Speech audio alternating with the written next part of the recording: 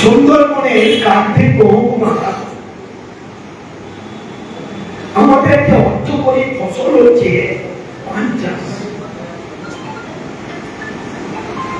আমরা কৃষক পরিবারের মানুষ, একবার যারা পান চাষের স্বাদ পেয়েছে তাদের বাড়ির ছেলেমেয়েরা যতই উচ্চ শিক্ষিত হোক, চাকরির জন্য তারা ভরে দেন, ঘুষ দেয় না। তারা নিজেদের জমিতে নিজেরাই পান চাষ করে। আপনারা যারা আছেন প্রায় আমার চোখের সামনে প্রত্যেকে কিছু না কিছু পান চাষের সঙ্গে আপনারা যুক্ত আছে।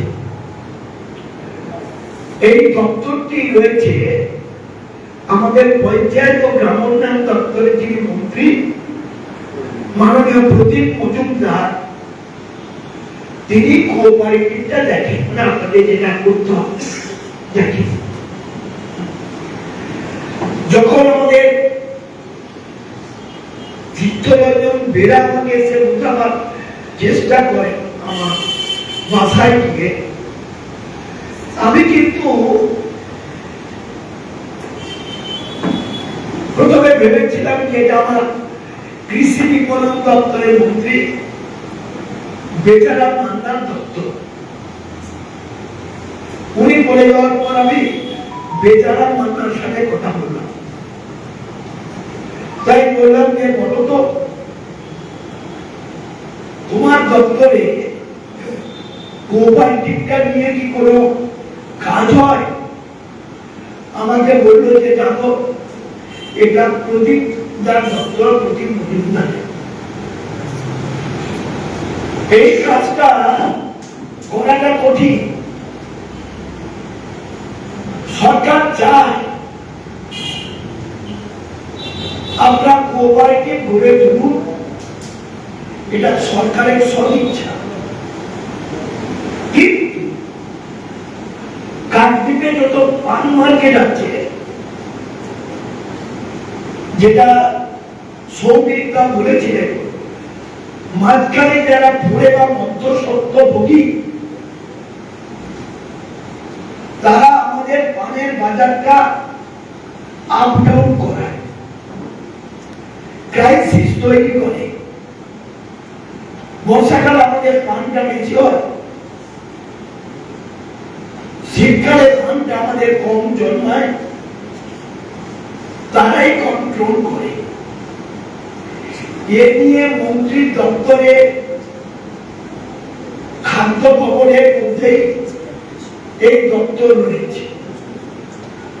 আমি পাথরপ্রতিমার এমএলএ শ্রদ্ধেয় সমীর কুমার জানা মহাশয়, সাগরের বিধায়ক শ্রদ্ধেয় মন্ত্রী বঙ্কিমচন্দ্র হাজরা মহাশয়, উল্পির বিধায়ক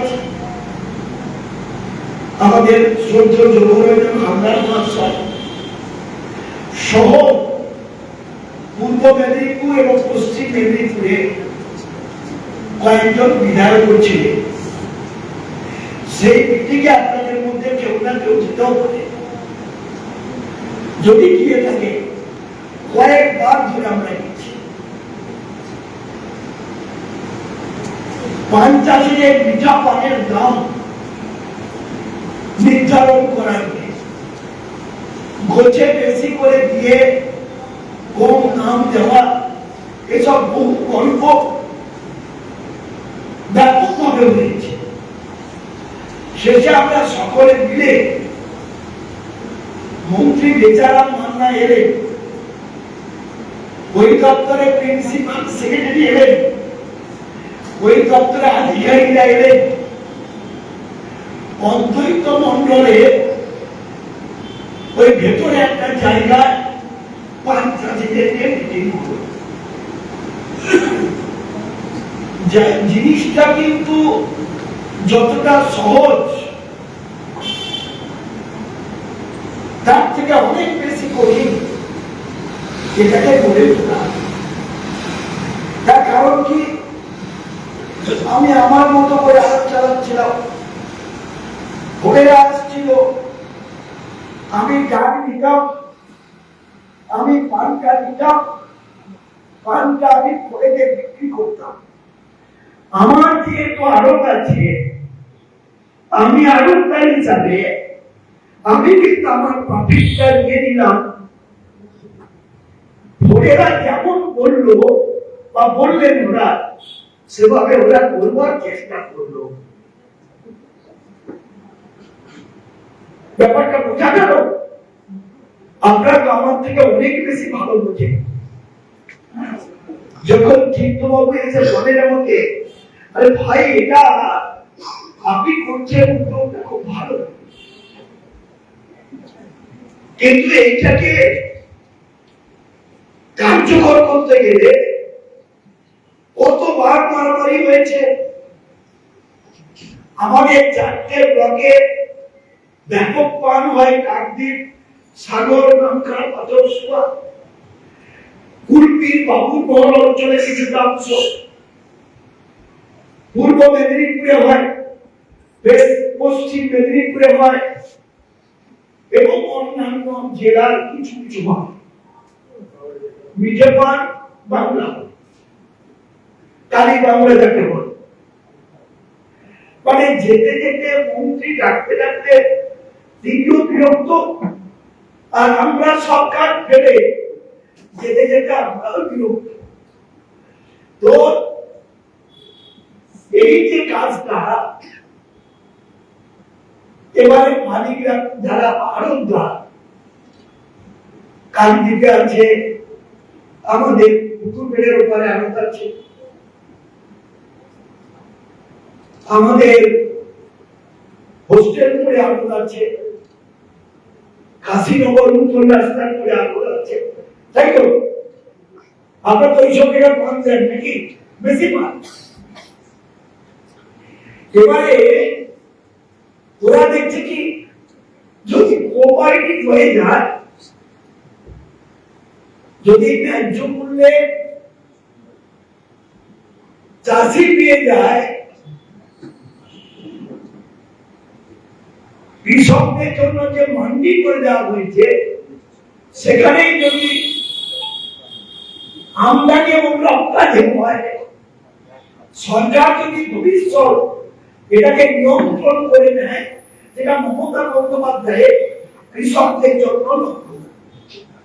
এই সরকার, মহামাটি মানুষের সরকার, এই সরকার এসেছে জমি আন্দোলনের মধ্যে, সিঙ্গুর, নন্দীগ্রাম, এইসব আন্দোলনের মধ্য দিয়ে, মমতা বন্দ্যোপাধ্যায়ের দীর্ঘ লড়াইয়ের মধ্য দিয়ে এই সরকার প্রতিষ্ঠিত হয়েছে। ভারতবর্ষের এমন কোন রাজ্য নেই যে রাজ্যে কৃষকরা এত বেনিফিটেড, এত উপকৃত পশ্চিমবঙ্গে অন্য কোন রাজ্যে বিন্দু মাত্র নেই। আপনারা নিজেরাও ঘুরে ঘুরে দেখে নিতে পারেন। আপনাদের জমির জন্য 1 একর জায়গার উপর 10,000 টাকা আপনাকে দিচ্ছে, দুটো কিস্তিতে। আনুপাতিক হারে 100 কৃষি জমির উপরে রেকর্ড থাকলে 2,000 করে 4,000 টাকা দুটো কিস্তিতে পাচ্ছেন না? আপনার জমির ফসল নষ্ট হলে আপনাকে কৃষি বীমা দেওয়া হচ্ছে, ফসল বীমা দেওয়া হচ্ছে, সুফল বাংলা দেওয়া হচ্ছে। 60 বছর বয়স পর্যন্ত আমার কৃষক স্বাভাবিক অস্বাভাবিক মৃত্যু হলে তার পরিবারকে আমার মুখ্যমন্ত্রী কৃষি দপ্তরের মাধ্যমে 2 লক্ষ টাকা দিচ্ছে না? দিচ্ছে না? যাদের কিচ্ছু নেই, ক্ষেত মজুর, শ্রমিক, অন্যের জমিতে চাষ করে, আগাম টাকায় জমি নিয়ে চাষ করে, তাদের কিচ্ছু নেই, তাদের জন্য কয়েকদিন আগে তাদের জন্য রেজিস্টার করানো হলো বছরে 2,000 করে 4,000 টাকা তারা দুটো কিস্তিতে পাবে। যারা ভূমিহীন কৃষক, কৃষকদের জন্য আপার মস্তক যে মানুষটা চিন্তা করেছে সেই মানুষটার নাম আর কেউ নয়, মমতা বন্দ্যোপাধ্যায়। তার বাইরে কৃষকরা যাওয়া উচিত নয়, একজন কৃষকের তার বাইরে যাওয়া উচিত নয়। শুধু পঞ্চায়েত বলে বলছি না, আপনার জমি সব দিচ্ছে, কৃষি যন্ত্রপাতি দিচ্ছে, আপনাকে পাওয়ার টিলার দিচ্ছে, ট্রাক্টর দিচ্ছে, সার, বীজ, কীটনাশক ঔষধ আপনাদের সব দিচ্ছে মমতা ব্যানার্জি। তিনি জানেন আমি কৃষকদের নিয়ে লড়াই করে সিঙ্গুরে আমি প্রতিষ্ঠা করেছি কৃষকদের। নন্দীগ্রামের জমি দখল করতে দিইনি, এই কৃষকরাই এগিয়ে এসেছিল। ফলে যখনই আপনাদের এখানে একটা কোঅপারেটিভ হচ্ছে, যখনই ওরা জানতে পারবে, উনি যেটা করেন আমাদের মনোরঞ্জন বাবু, এআরসিএস বা CI of cooperative circle inspector সকলের সঙ্গে আমার যোগাযোগ রয়েছে। আগের দিকে এআরসিএস ছিলেন আমার সঙ্গে প্রতিনিয়ত যোগাযোগ রাখতে। আমাদের সমীর বাবু পান চাষীদের নিয়ে ওই এলাকার কোন সংগঠন করে, কোন রাজনৈতিক দল করেন তিনি দেখেন, কৃষকদের জন্য তিনি রয়েছে। আমরা তাকে সাথ দিয়েছি, আমরাও চেষ্টা করেছি। আমি আপনাদের একটা কথাই বলবো,